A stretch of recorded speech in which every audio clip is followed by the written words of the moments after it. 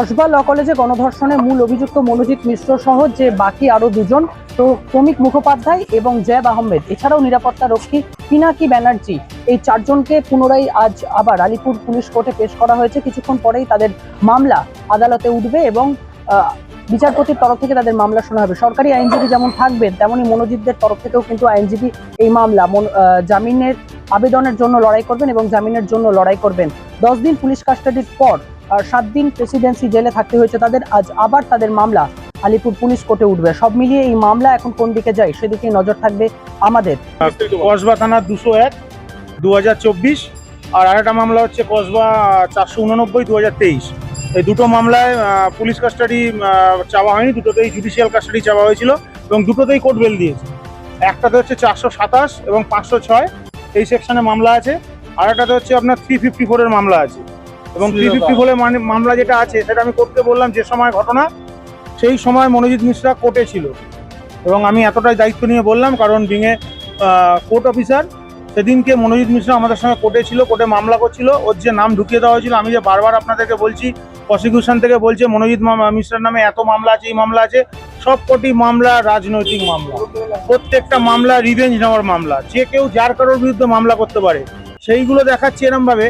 আপনারা হয়তো এটাও শুনেছেন কোর্ট ওনাদেরকে বলেছে তাহলে প্রশাসন এতদিন কি করছিল? একটা ছেলের নামে যদি এতগুলো মামলা থাকে প্রশাসন কি করছিল? বিচারক কি প্রশ্ন করেছিলেন স্পেশাল পিপিকে 2023 এর কেসের? হ্যাঁ, যে 2023-এ মামলাটা হয়ে থাকে তাহলে আপনারা প্রশাসন কি করছিলেন? এখন এসে আপনারা গলাবাজি করছেন, ওর নামে এতগুলো মামলা আছে, তাহলে আপনারা প্রশাসন কি ঘুমাচ্ছিলেন এতদিন ধরে?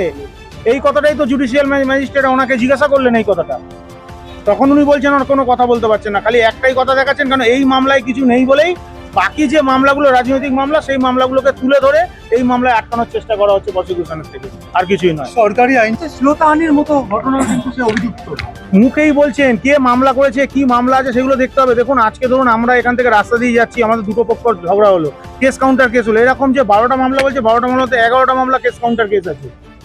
মানে ওরা যেহেতু রাজনৈতিক দলের একজন সদস্য ছিলেন উনি, এখন সেই জন্য ওনার রাজনীতি করতে গেলে মামলা হতেই পারে, সব রাজনৈতিক মামলা।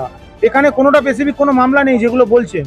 তাহলে এইটা তো ব্যর্থতা আমাদের এই পুলিশের ব্যর্থতা যে উনি এতদিন ধরে রেখে দিয়েছেন এই মামলাগুলো। কোর্ট স্পেশাল পিপিকে এটাই বললেন যে আপনাদের পুলিশ এতদিন কি করছিল, আজকে কেন বলছেন? আজকে আপনারা মামলা করছেন 281 মামলা, সেই মামলায় না বলে আপনারা পুরনো মামলা 12টা মামলা কেন দেখাচ্ছেন? এই মামলায় কি আছে বলুন? এবং 281 মামলা ওনারা কিছু বলতে পারছেন না, ওই জন্যই ওনারা বারবার এই মামলাগুলোকে তুলে ধরছে।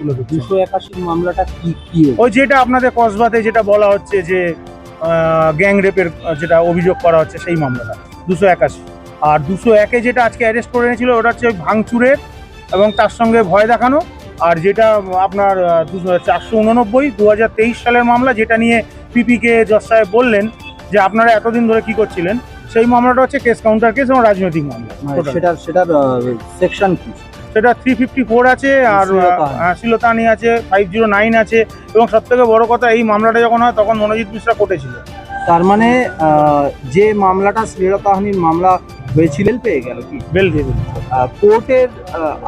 কোর্টের জাজ যেটা বললেন যে পুলিশ এতদিন কি করছিল, তার মানে কি পুলিশ প্রশাসনের তদন্তে কিছুটা গাফিলতির জন্যই? গাফিলতির ব্যাপার নয় তো, অ্যাকচুয়ালি আপনারা গাফিলতি ওই দিক দিয়ে দেখছেন। আপনারা যদি ঠিকভাবে দেখেন, দেখুন মনোজিৎ মিশ্রাকে কসবার মামলায় মানে একদম আপনারা অভিযুক্ত প্রমাণ করে উঠে পড়ে লেগেছেন বলেই বাকি মামলাগুলোকে তুলে আনা হচ্ছে। অ্যাকচুয়ালি এই মামলাটা মনোজিৎ মিশ্রার বিরুদ্ধে হওয়াই উচিত ছিল না, কারণ মনোজিৎ মিশ্রা তো ওই সময়, আমি বলছি আপনাকে 2023 সালে মনোজিৎ মিশ্রা তখন কোর্টে যে সময় মামলাটা হয় সেই সময়। আমাদের রেকর্ডে ক্যামেরায় রাজ বর্মনের সঙ্গে Krishna Ghosh, vision plus news.